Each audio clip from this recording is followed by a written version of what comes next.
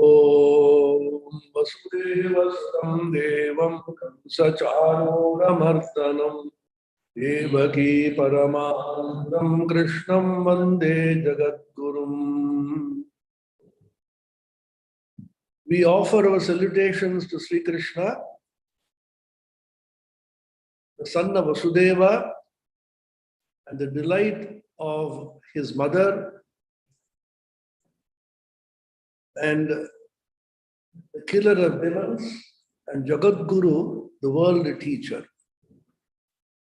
So we are beginning the webinar series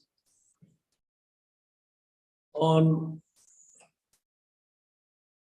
fascinating facets of the multi-faceted yoga, in which we will concentrate upon 5 aspects of yoga. One is yoga philosophy, the second is yoga psychology, the third is yogic science, the fourth is yogic technology, and lastly, yoga in daily life. Because unless yoga, which is a philosophy and psychology and science and technology, becomes useful for everybody in daily life, this will not be of much use. Swami Vivekananda said, Vedanta should become practical in everyday life. Dry, abstract Advaita should become living and poetic in everyday life. So we begin with the greatest of the scriptures in Hinduism, we believe, which is the essence of the Upanishads. And the Upanishads, once again, are the Vedanta, the end of the essence of the Vedas. Sarvo Upanishado Gao Dogtha Gopalanandana Partho Vatsas Sudhir Bhokta Ruktam Gita Amritam Mahat. In the Gita Mahatmya, glorification of the Gita, it is mentioned, all the Upanishads are considered as cows, and somebody is milking that cow. Who is that person? He is Gopalanandana, he is Bhagavan Sri Krishna himself. And using Partha, Arjuna, who is representative of mankind, who is Nara Rishi, he is teaching the whole world. Partho Vatsa, because the milk of the cow is meant for the calf, and through the calf, the entire world gets the benefit. Sudhir Bhokta, the enjoyers and the beneficiaries of this milk, the nectarine Bhagavad-Gita is meant for Sudhi, enlightened people. Sudhi, Dhi means intelligence, not the ordinary intellect, the higher awakened intelligence mentioned in the Gayatri Mantra, Dhiyo Yo Na Prachodayat, which is also called Medha in the Vedas. Shastra Avagahana Kshama is mentioned by Shayana in his commentary. The capacity to be able to go deep and understand the meaning of the Shastra, that faculty is called Medha. It's also called Prajna in the Yoga Sutra, Ritambhara Prajna, truth bearing. Prajna or higher intelligence. Prajna Aloka, it is like a light which leads you along the path of life. Sudhi, a person with proper higher intelligence, using which he can understand the inner import of the scriptures. These are the people who really get benefit from the Gita. And we believe all of you and all of us for participating in this webinar are Sudhis, people with right understanding, eager to learn from Sri Krishna. And the teacher is Sri Krishna himself, who is the Jagadguru, He is the world teacher. The avatars, incarnations of God, are Jagat Gurus. The Bhagavad-Gita is a book of yoga from beginning to end. The colophon at the end of each chapter mentions the Bhagavad-Gita to be a yoga book, delineating the various facets of yoga. The fascinating facets of yoga, the multi-faceted yoga, and most interestingly, the Bhagavad-Gita begins with Arjuna's depression yoga. Nowhere in the world, in spiritual literature, we find depression as classified as a spiritual practice. Yoga is a spiritual practice which unites you to the Supreme. Yoga is a spiritual practice which leads you to samadhi, the highest culmination of spiritual life. Yoga is a practice which leads you to restraint of the senses from enjoying the sense pleasures. Yoga comes, as you know, from the Yuju Dhatu, which has three meanings. Yujuri Yoge means union. Union of what? Union of the individual self with the Supreme Self. But Patanjali, in the Yoga Sutra, as interpreted by Vyasa in his Bhashya or commentary, uses yoga in the sense of samadhi. Yogas chitta vritti nirodha, the famous sutra in the Yoga Sutras, at the very beginning, defining yoga, is interpreted by Vyasa as yoga samadhi. That comes from the second meaning of the Yuju Dhatu, yoga samadhi. There's a third meaning to this. Yoga is sanyamana. Yoga sanyamane. Sanyamana means restraint of the senses. Restraint from what? Senses are habitually running towards the sense objects for enjoyment.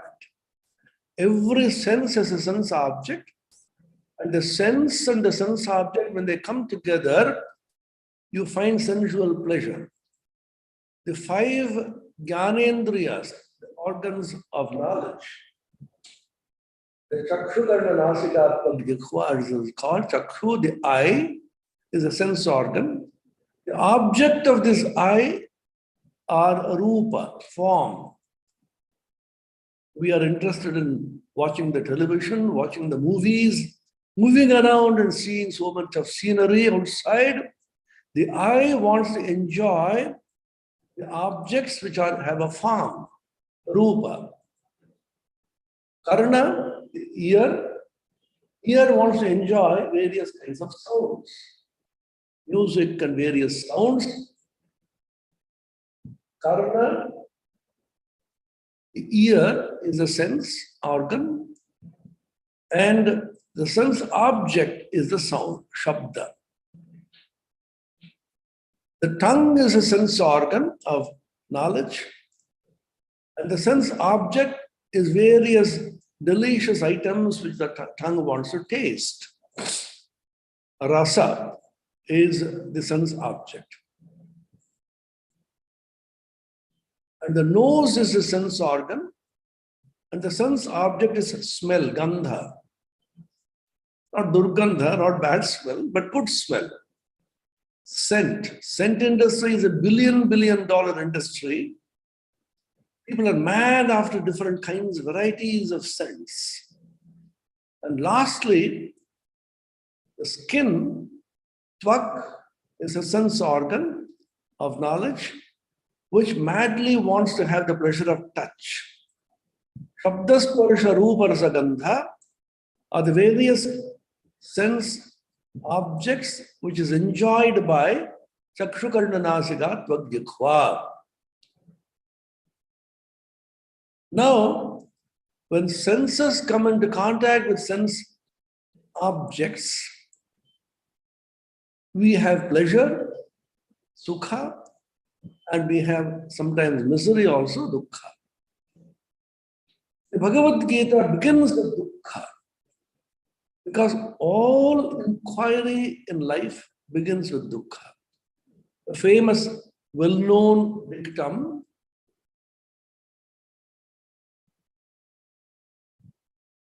the cause of invention is some kind of a crisis. During the Second World War, because a terrible crisis was created in the whole world, and so many extraordinary inventions took place. Necessity and crisis are the mother of invention, as they say.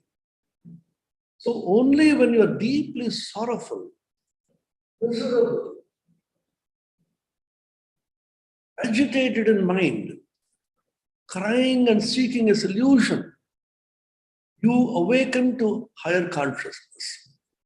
Ask certain fundamental questions. Except the case of Buddha, who did not ask these fundamental questions because of misery. He was a king. He was in the palace enjoying all the goods of the world, but being an extraordinary divine manifestation, an incarnation, avatara, he felt the misery of the entire world in his own heart. And therefore he set out to find out what is the cause of this misery of this world. He did not leave home and earth to seek God for his own liberation, to find out the meaning of misery, way out of misery, how to emancipate, liberate humanity from the misery which it is feeling. So only when you're deeply upset, sorrowful, depressed, you ask certain fundamental questions philosophically, and you helplessly invoke and surrender to a higher power, which happened to Arjuna. So the first chapter is called Arjuna Vishada Yoga, which is extremely important. When Valmiki shot the arrow and killed those birds, he was so deeply upset that he killed those birds who were enjoying themselves, and out of the sorrow came out poetry. The famous statement in Sanskrit, Shoka Shloka. Shoka came out as shloka. There is a famous piece in Hindi poetry which we studied in colleges by Sumitranandan Pant, is a very famous poet in Hindi. He writes, Viyogi hoga pehla kavi, आँख से उपजा होगा गान, उमड़ कर आंखों से चुपचाप वही होगी कविता अनजान. The first poet must have been an extremely lonely, sad person, and from the deep sigh of sorrow which comes from him, आँख से उपजा होगा, comes the song or the poetry. And welling up from within, his eyes are filled with tears. Tears are trickling down his cheeks because the sorrow within is welling up. And unknown poetry, even unknown to the poet himself, flows out through the sorrow which he is feeling. So Arjuna, the same thing happened. Remember, Arjuna is a representative of all of us. Arjuna means we.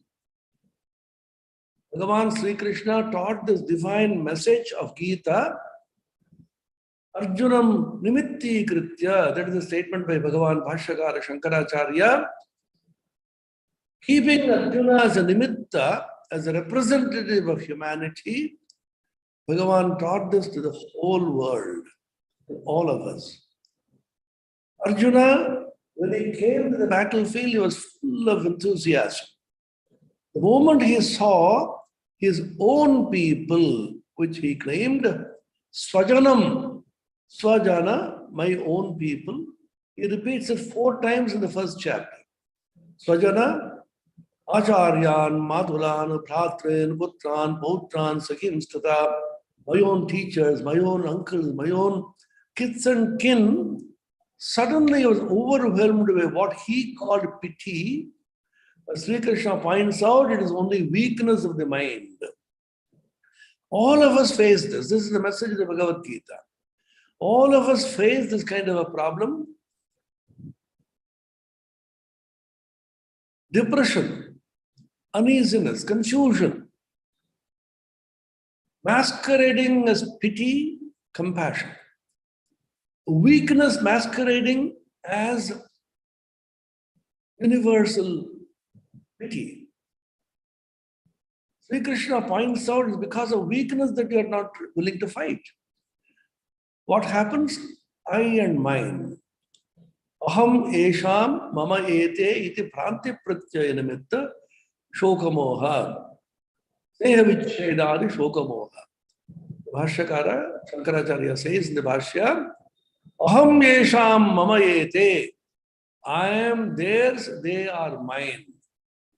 When you have the idea of ahankara and mamakara, I and mine, immediately Shokamaha overwhelms you, and Shokamaha immediately drowns you in the deep sea of depression.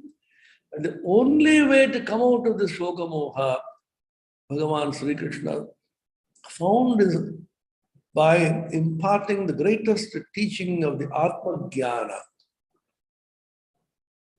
The knowledge of one's own higher nature self, which is beyond sorrow, which is beyond happiness, beyond all pairs of opposites, Nitya Shuddha Buddha Mukta Swabhava, eternally free, eternally awakened, eternally pure, Satchit Ananda Swarupa, of the nature of existence absolute, knowledge absolute, bliss or joy absolute.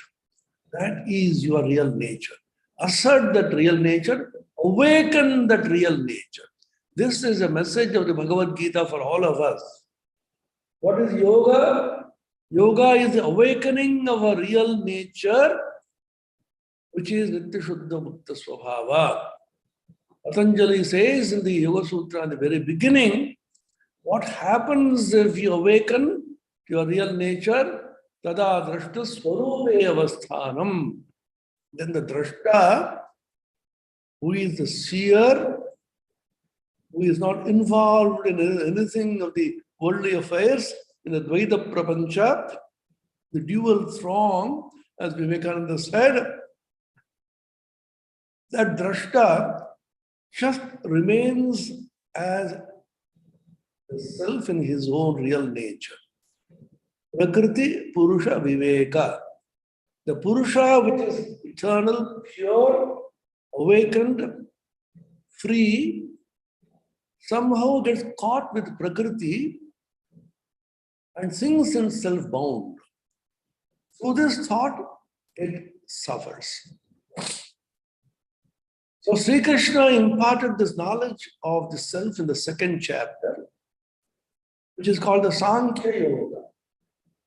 Sankhya here means jnana. Jnana is knowledge. All of us know there are 4 definite parts into which the entire yoga is divided. Usually, although there is overlap. Jnana Yoga, the path of knowledge. Bhakti Yoga, the path of devotion. Karma Yoga, the path of selfless work or service. And Raja Yoga, the path of meditation and the path of raising your lower nature to the higher nature. The brute man raised to the human man, and the human person raised once again to the divine. Swami Vivekananda, therefore, defined a religion wonderfully in these 4 sentences called the modern Chatussutri, like the Brahma Sutras. Each soul is potentially divine. The goal is to manifest this divinity within by controlling nature, external and internal. Do this either by work or worship or psychic control or philosophy, by one or more or all of these, and be free. This is the whole of religion. Doctrines are dogmas and rituals are books, temples or farms are but secondary details. The essence of religion and essence of yoga, Swami Vivekananda has summarized in this pithy passage. Aphoristic statements. So these four parts of yoga are clearly mentioned in the Bhagavad-Gita, and although they are verses and shlokas relating to each of them in each of the chapters perhaps, almost each chapter, you can see the trend of thought in the Bhagavad-Gita. Bhagavad-Gita usually is interpreted by many people as talking about selfless work. Lokamanna Tilak, Balagangadhar Tilak, the great thinker and freedom fighter, wrote a commentary in Gita as the Gita to be a book of selfless nishkama karma. That is one way of looking at it. Aravinda looks at it as a book of yoga and so on. As one very senior monk of the order, Swami Atmapriyananda ji, was a revered vice president, who's passed away now. He used to tell us that the Gita is like a sugar cane. Sugar cane's sweetness can be enjoyed by anybody. Even a child without teeth can take the sugar cane and get some juice out of it. But a person with strong teeth can crush and get the maximum juice out of it. Nobody will be denied of the taste of the Bhagavad-Gita because it is so direct, so simple, so straightforward, and so inspiring and elevating. Second chapter is devoted to the Sankhya Yoga, where he talks about the highest principle of the Atman. Arjuna, you are afraid that you are going to kill these people. Who do you think you are going to kill? This body? The body will come and go. So many different arguments he gives. Before you were born, before these people were born, where were they? Think for a while. We were born at a particular point of time and we may die at some point, we don't know when. Before you were born, before I was born, where were we? And after we die, where are we going to be? The period in which we are born till the period which we die is a period of manifestation of what we are in the physical body. This is called the manifestation, called Vyakta. And before you were born, you were unmanifest, Avyakta. After you are born, you will again become unmanifest. So why should you grieve and lament over a brief period of manifestation? Gita, 2nd chapter, 28th verse, 228. Avyaktadini bhutani vyaktamadhyani bharata avyaktanadhanam yeva tatra kaparidevana. And gives him the highest spiritual truths. Arjuna, a man of wisdom does not bother about who is living and who is dying. It looks very harsh. What it actually means is, death is of the body. Birth is of the body. The Atman is never born, it never dies. Ajo pisannabhya. And then he says, Ajo nitya shashvato yam purano nandate hadyamane sharire. Najayate mriyate vakadachan nayam bhutpa bhavita bhuyaha.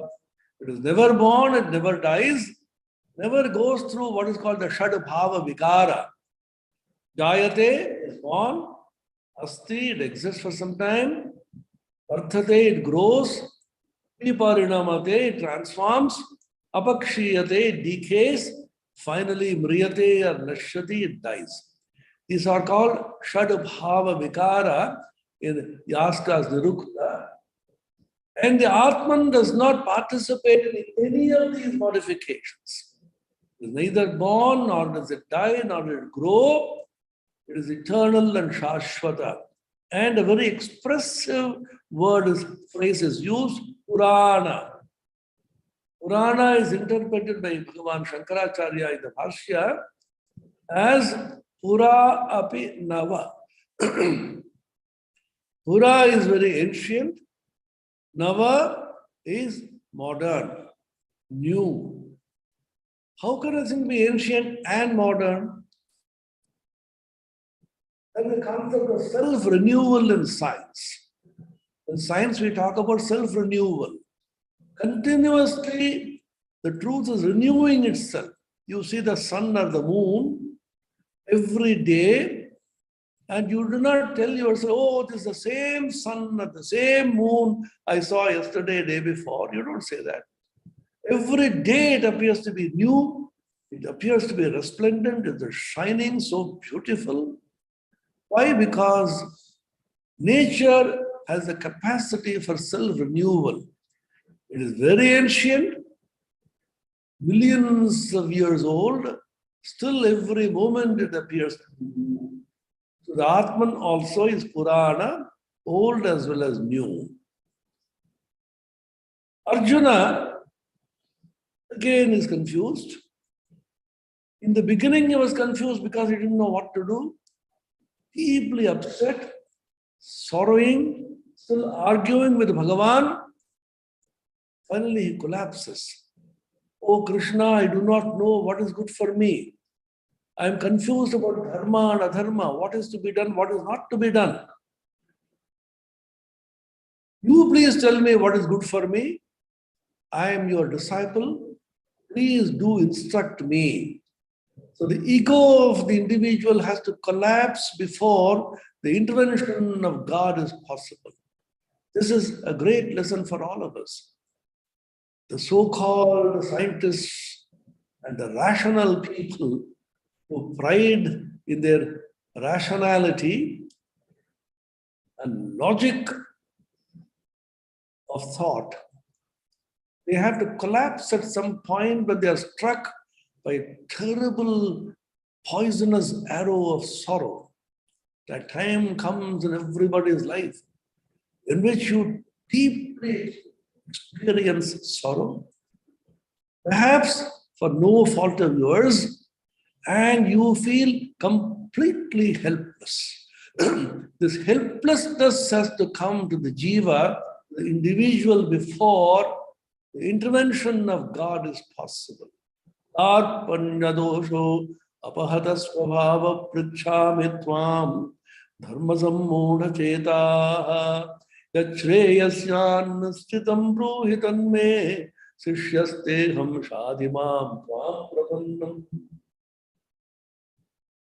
The beginning of the second chapter, Arjuna says, I am now smitten by Karpanya dosha, absolute helplessness. My mind is not functioning. I do not know what am I supposed to do. I am simply totally confused about the dharma sammudha cheta, samyak mohita sammudha. You please tell me what is good for me. And he declares, Sishyasteham, I am your disciple. Shadhi, instruct me. Mam, me, who am I? Prapannam, me who am surrendered to you. What does it mean? The ego has to collapse. The collapse of the ego, and the emptying of the mind of the littleness of the ego, I, mine. When that collapses and vanishes, then the divine takes over. The Bhagavan Sri Krishna did not speak a single word before that, except arguing with Sri Krishna, Arjuna, and encouraging him to fight. Then he started his teaching. Arjuna is again confused. Just now you told me about the path of Jnana in Sankhya Yoga, about the Atman, about the deathlessness of the Atman, the infinite spirit, and so on. In that case, why are you pushing me into this terrible war? Kim Karumani Khore Mam Niyoyasi Keshava. Then the Bhagavan says, Oh Arjuna, in the beginning of time, I taught you two different paths. Jnana Yogena Sankhyanam, Karma Yogena Yoginam. This is also extremely scientific.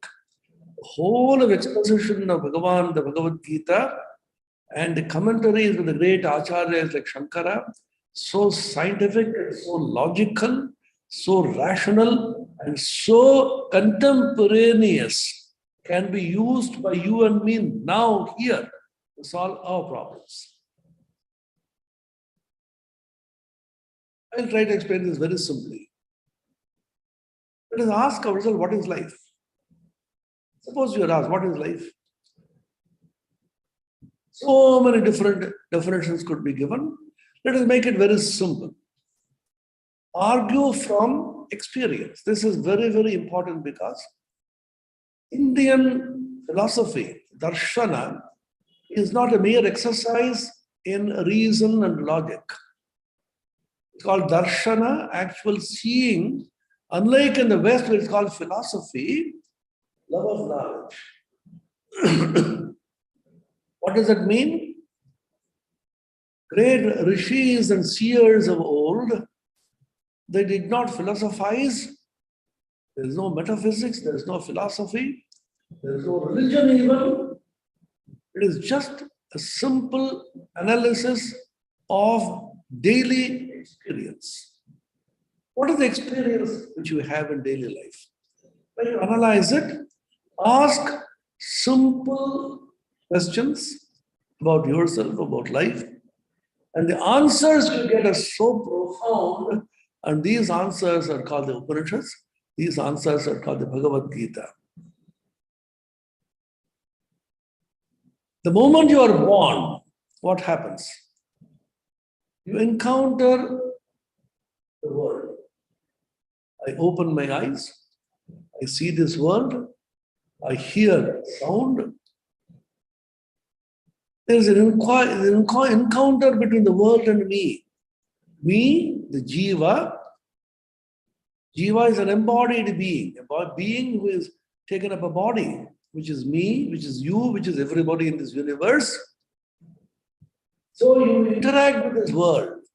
This is life. What is interaction? Interaction means you give and take. Giving and taking is called interaction. I give to the world and I take from the world. What is it I give to the world? I give to the world karma, work. Everybody, as soon as he or she is born, has to engage in some kind of work or activity. Narikaste kshanamapi jatadishtatya karmakrita karyade hyavashat karma sarva praktijayir gunaihi. The third chapter, Bhagavan Sri Krishna says, everybody has to engage in some kind of action as soon as he or she is born. And Prakriti, nature will force you to engage in action. You just can't escape karma, work.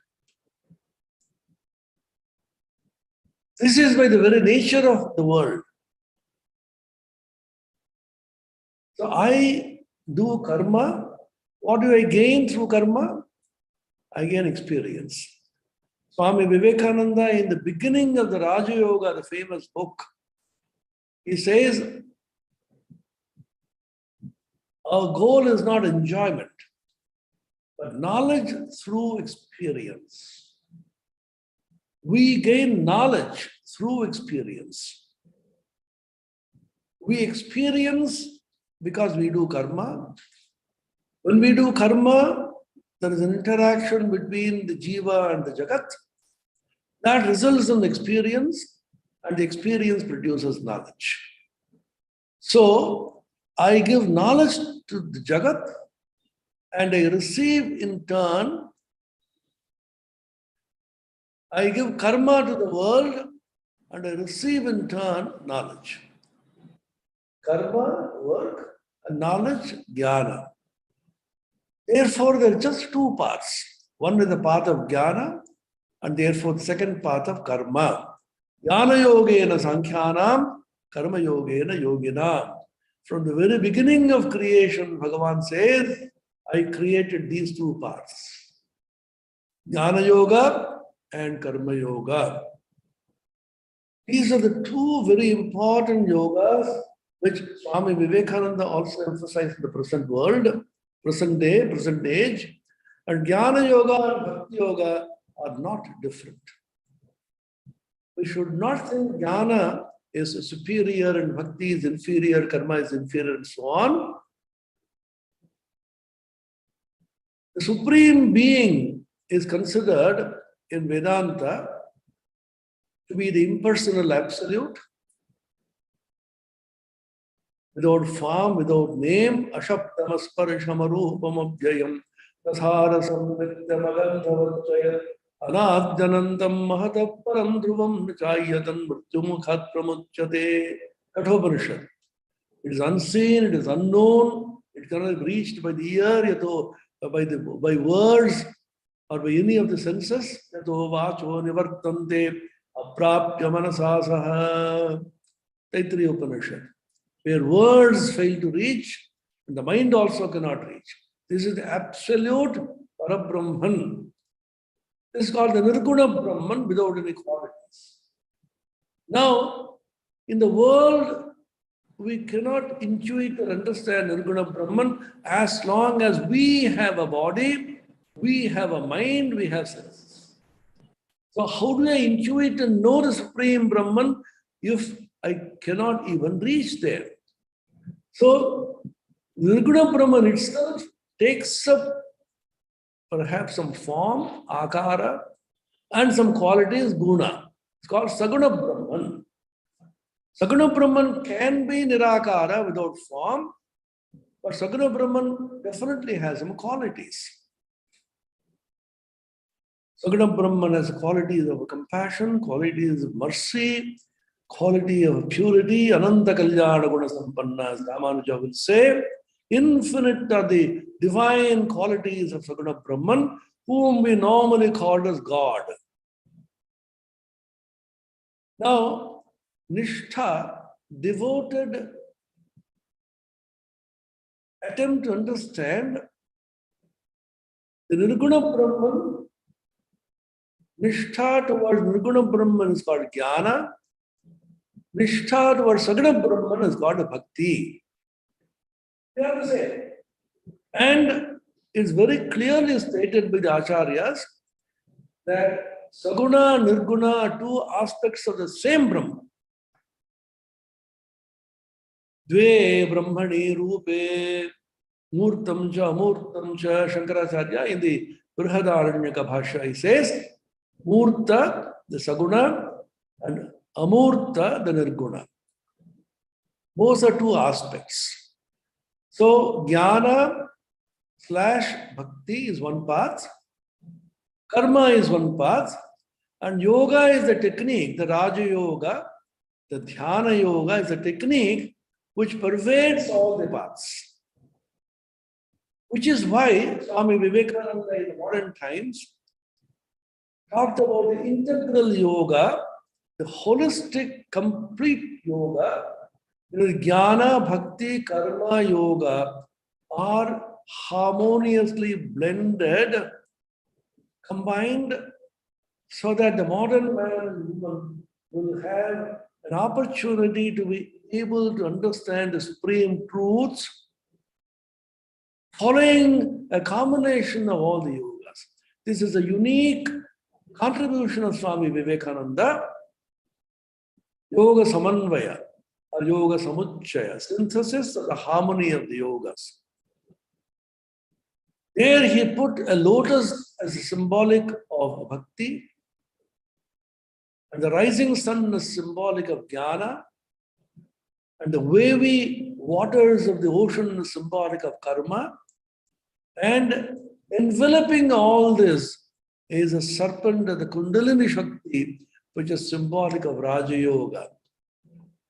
Why is Raja Yoga put as enveloping? Because Raja Yoga pervades through all the yogas. It's a technique of concentration by purity of understanding, by elevated mind, through penetration, through an attempt to deeply delve into your own inner nature, you unravel the mystery of bhakti and jnana. Drishyate tvagriya buddhya sukshmaya sukshmodharshibhi. The Upanishad says, this Atman cannot be seen because it is covered by ignorance, ajnana. But it can be penetrated, seen by a mind which is purified, concentrated, and extremely subtle. So this is a technique which applies to all the yogas. Whether it is bhakti, whether it is jnana, whether it is karma, you need an extremely concentrated, purified, elevated, enlightened mind. This enlightened mind is a sine qua non for realization in all the paths. Shankaracharya raises this question in the Gita Bhashya. If the Atman cannot be seen or realized by any method, then what is the use of that kind of Atman? Karana agochara, it cannot be intuited by the senses or the mind, then how do you actually go about it? Because the only instruments you have are the senses and the mind. He says, Acharya Upadesha, instructions of a qualified, illumined teacher, and Shastra, the holy scriptures, when they teach you, Acharya, Shastra, Upadesha, Samadhamadi, Samskritam, Manayeva Atmadarshane Karanam. The mind which has been purified by the teachings of the illumined teacher and by the holy scriptures and by Shamadama, restraint of the inner sense, inner organ, restraint of the outer organs, Uparati, calmness, restraint, Diksha, patience, forbearance, Samadhana, Samadhi, concentrated effort, and Mumukshutva, tremendous eagerness to realize the truth. Shraddha, deep conviction about higher reality.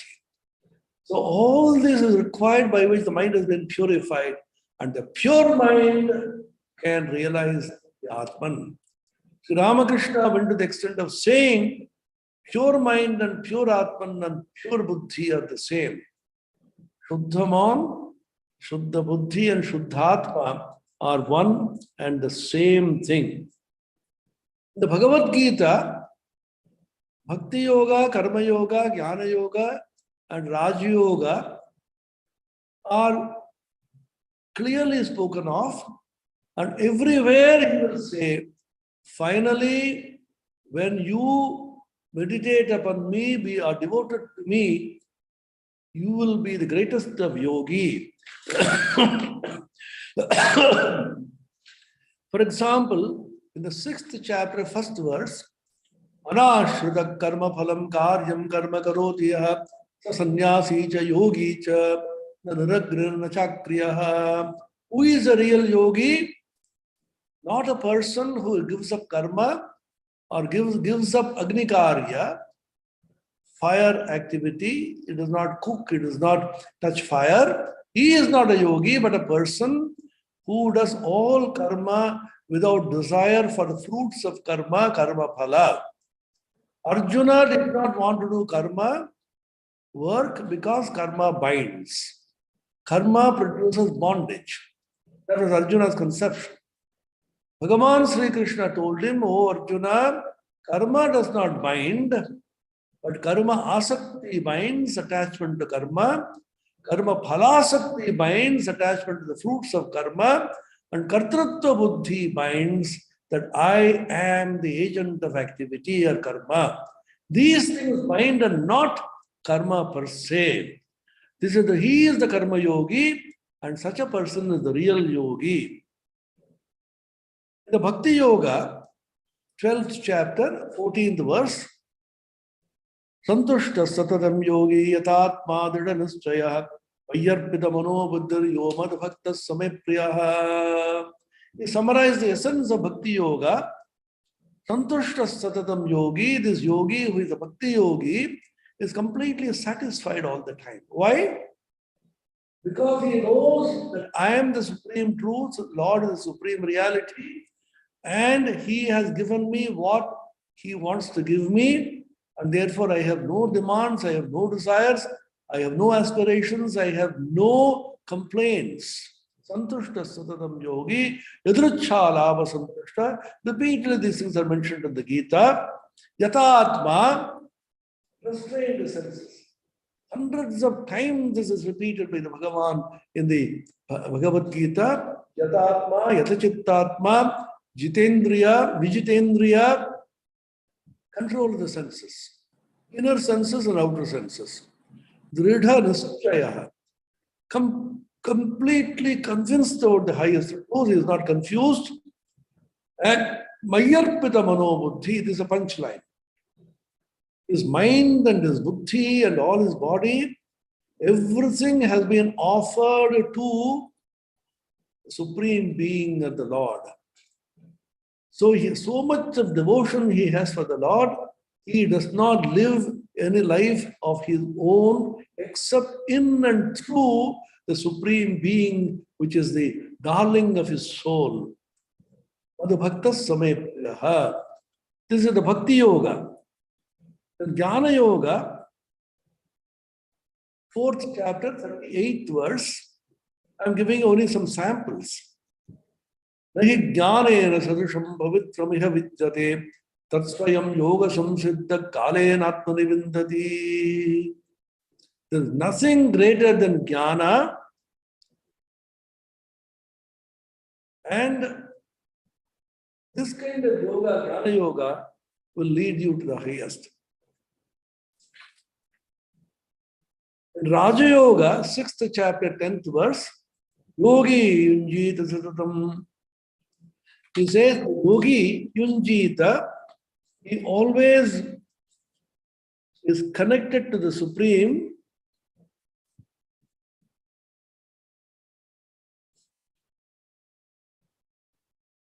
Atmanam rahasi sthitaha. Rahasi lives alone in solitude. Vivikta sevi lakhvashi yatava kaya manasa dhyana yoga paro nityam vairagyam samabhashika. The last chapter again he repeats this. Live alone, live alone. We always crave for company. The greatest company which we have is our own self. A very senior Swami beautifully explained this to us. Why is it that we feel lonely? What does loneliness mean? Analyze it. See, we should get into the habit of carefully analyzing every one of our experiences. That is spirituality, that is rationality, and that is an enlightened mind. That is the purpose of possessing a human body. A dog or a cat cannot analyze experience, a man can, a woman can, even a child can. Analyze it. I feel very lonely. During the last 2 years of Corona pandemic, COVID-19, everybody is crying. I feel so lonely. I feel so lonely. What does loneliness mean? When you are lonely, whose company are you keeping? I can't keep the company of my kids and kin because they are far away. I'm forbidden to mix with anybody. And therefore I am alone. I feel very lonely and depressed and unhappy. So when you are lonely or in your own company, obviously, you can go alone to any place. Are you going for a pilgrimage? For trekking in the Himalayas? Yes. With whom? No, I'm going alone. Are you taking your companions, your friends, your wife and children? No, no, no, I'm not taking anybody. Are you taking yourself?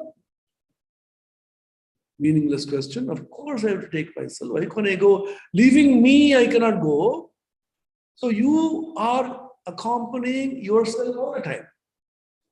When you feel lonely, unhappy because of loneliness, depressed because of loneliness, sorrowful because of loneliness and crying alone, that means that you are unhappy in your own company. Think of this, very simple. I feel lonely and unhappy. That means I do not like my own company. Simple. If I liked my own company, I should not be unhappy. Because when I alone, I'm in my own company. Now, if I don't like my company, why should anybody like my company? The Swami explained to us, beautifully explained to us, why we feel unhappy is because we have a deep sense of dislike for ourselves.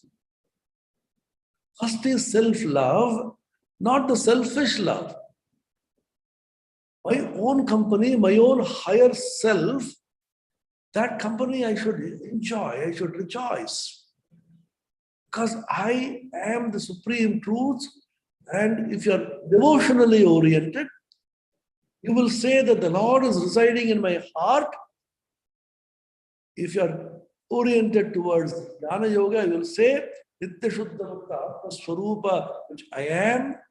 It is full of joy, full of truth, Satyam Jnanam Anantam Brahma, Satyam Ananda Swarupa, and therefore that company is most beneficial for me, it is most elevating and delightful for me. But rather than saying that you feel unhappy in your company, a person unhappy in his own company, nobody will be happy in his company. So the concept of Atma Rama in the second chapter towards the end, Sthita Prajna, Atmanyeva Atmanatushta, Sthita Prajna Stadochyate. Who is a Sthita Prajna, man of steady wisdom? He is a person who is delighting in his own self, higher inner self. Atmani eva atmanatushtaha. These words are extremely important in Vedanta, either in the Bhakti language or in the Jnani language.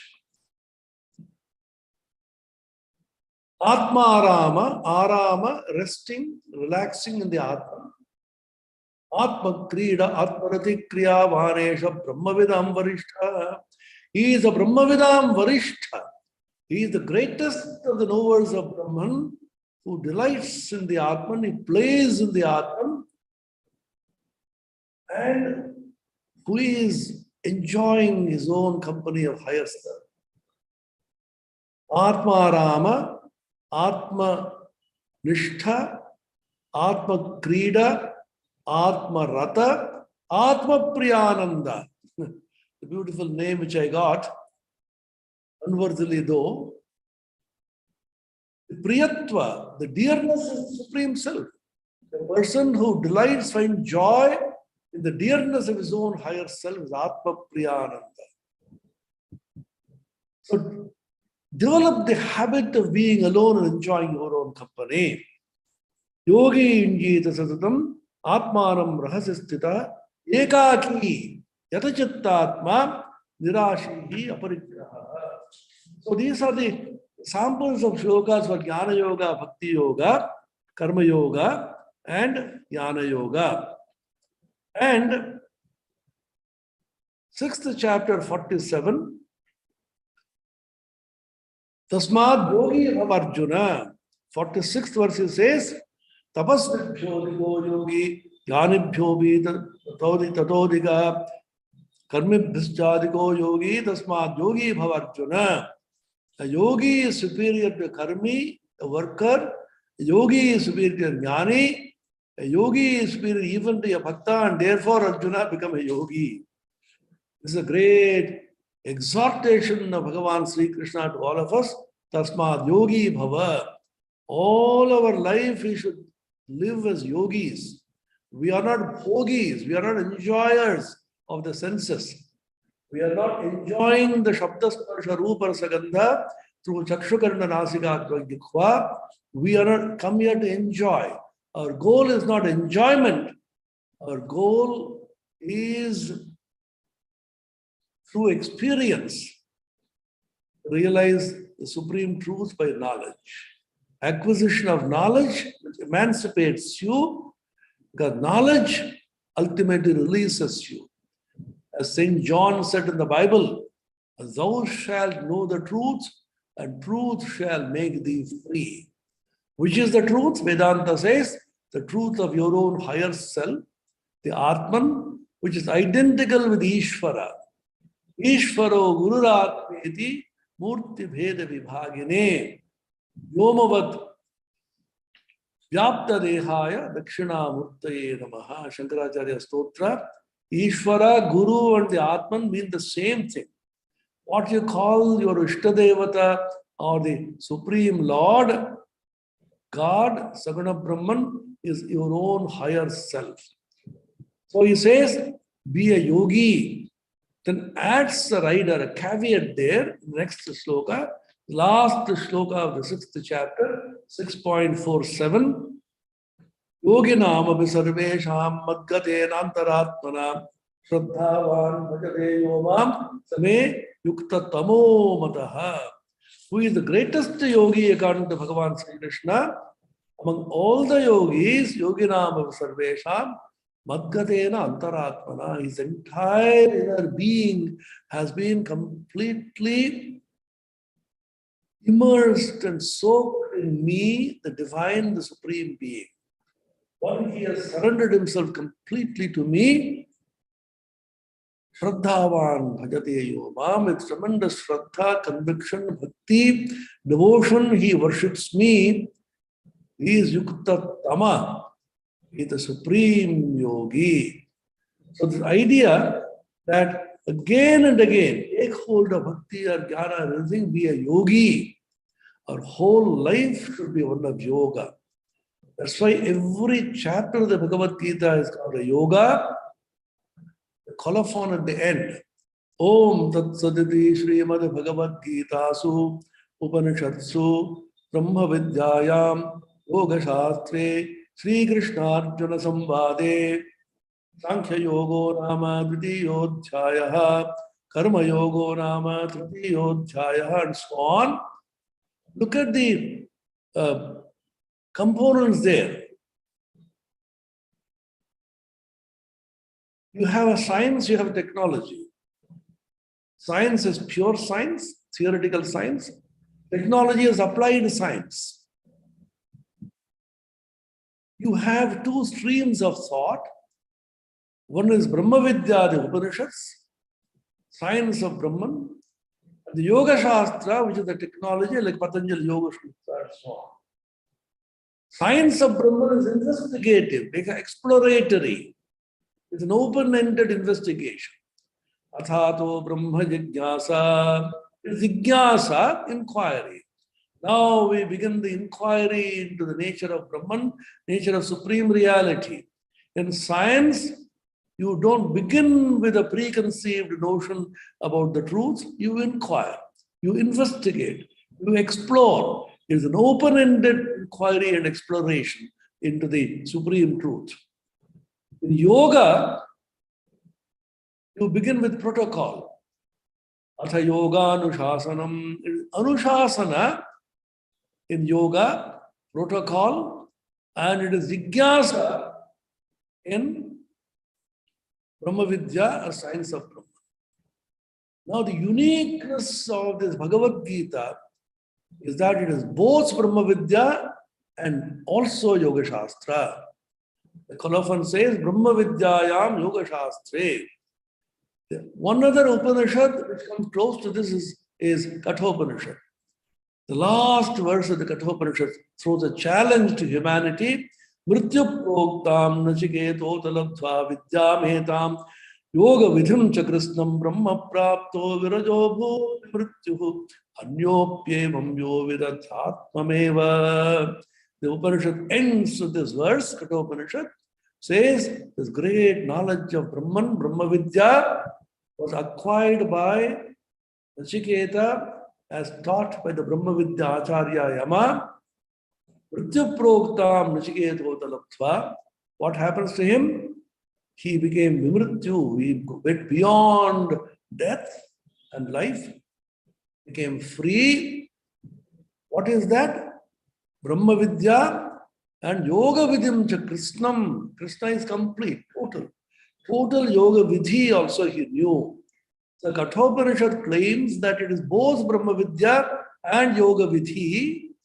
The practical aspect of how to attain this Brahma Vidya has also been given to Nachiketa, and ends in the punch line, the last line, which is an open challenge by the rishis of old, the entire humanity of the moderns. Come on, I throw you a challenge. Anyopyevam yo vidatmatmameva.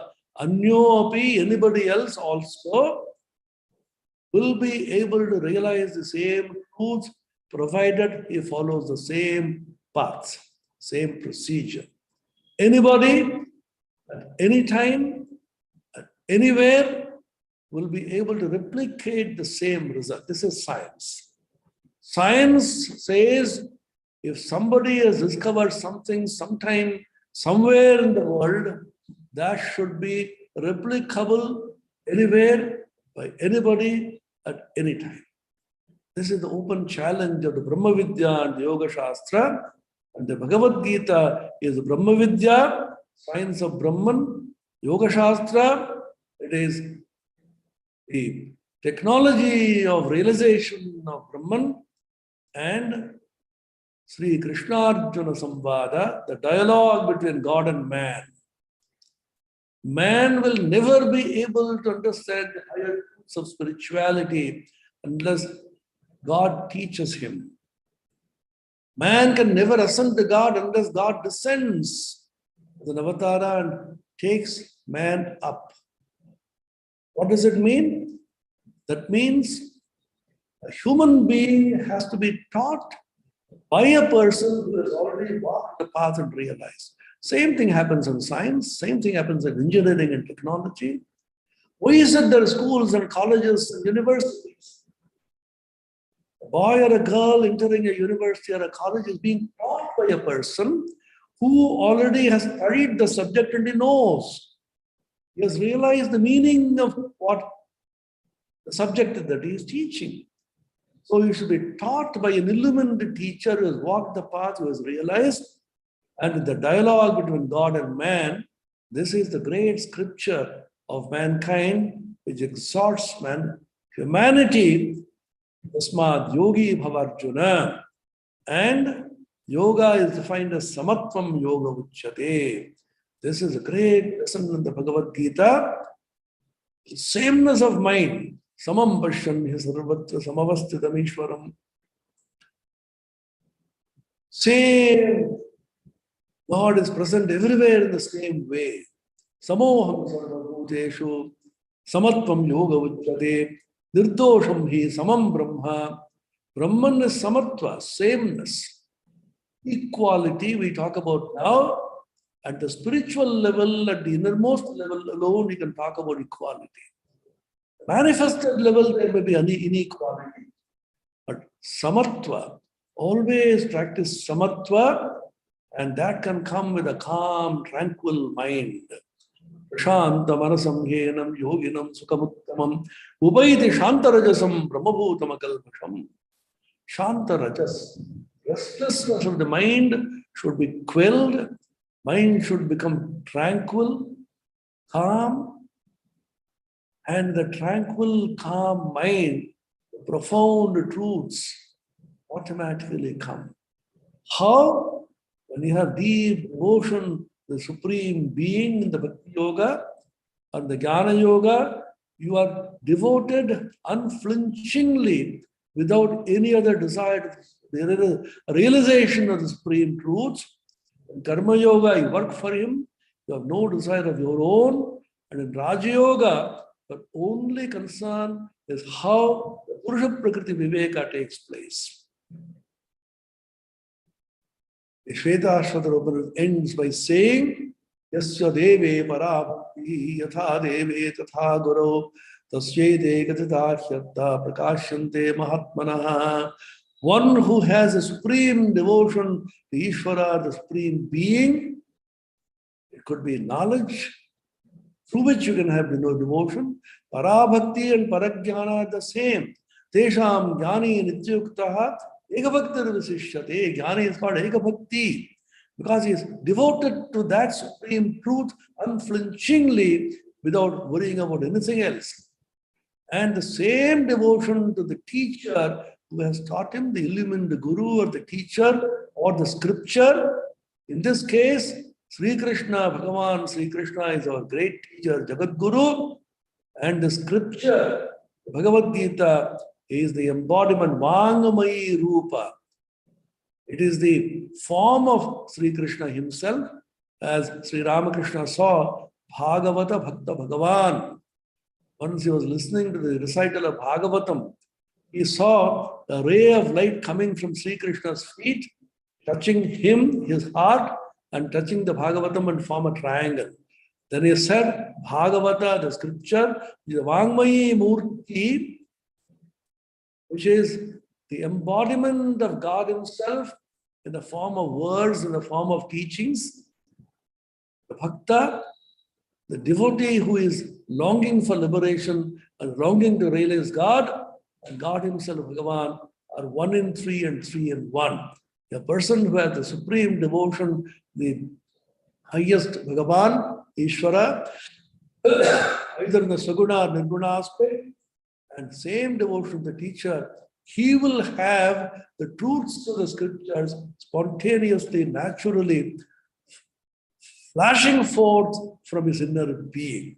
So let us all be devoted to the scripture, inquire into this, and enjoy, delight like Atma Rama in the study of this great book, the Bhagavad-Gita.